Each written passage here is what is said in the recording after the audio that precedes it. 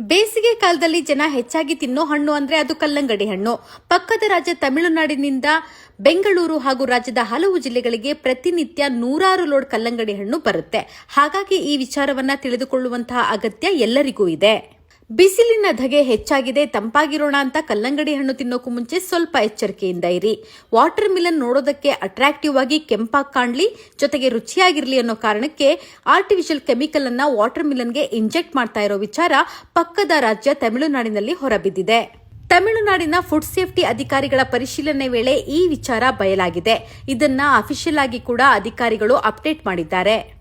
ಹಾಗಾದ್ರೆ ಕಲ್ಲಂಗಡಿ ಹಣ್ಣಿಗೆ ಕೆಮಿಕಲ್ ಹಾಕಿದ್ದಾರೋ ಇಲ್ವೋ ಅನ್ನೋದನ್ನ ಹೇಗೆ ತಿಳಿಯೋದು ಅಂದ್ರೆ, ನೀವು ಮಾರುಕಟ್ಟೆಯಿಂದ ತಂದಿರುವ ಕಲ್ಲಂಗಡಿಯನ್ನ ಕಟ್ ಮಾಡಿದ ನಂತರ ಕಾಟನ್ ಅಥವಾ ಟಿಶ್ಯೂ ಪೇಪರ್ನಿಂದ ಹಣ್ಣಿನ ತಿರುಳನ್ನ ಹೀಗೆ ಪ್ರೆಸ್ ಮಾಡಿ ನೋಡಿ. ಒಂದು ವೇಳೆ ಆ ಹತ್ತಿಗೆ ಯಾವುದೇ ಕಲರ್ ಅಂಟದಿದ್ದರೆ ಆ ಹಣ್ಣಿಗೆ ಯಾವುದೇ ಕೆಮಿಕಲ್ ಇಂಜೆಕ್ಟ್ ಆಗಿಲ್ಲ ಅಂತ ಅರ್ಥ. ಅದೇ ನಾವು ಟೆಸ್ಟ್ ಮಾಡಿದಾಗ ಟಿಶ್ಯೂ ಅಥವಾ ಕಾಟನ್ಗೆ ರೆಡ್ ಕಲರ್ ಅಂಟಿದ್ರೆ ಅದು ಖಚಿತವಾಗಿ ಕೆಮಿಕಲ್ ಇಂಜೆಕ್ಟ್ ಆಗಿರುವ ಹಣ್ಣು ಅಂತ ಅರ್ಥ.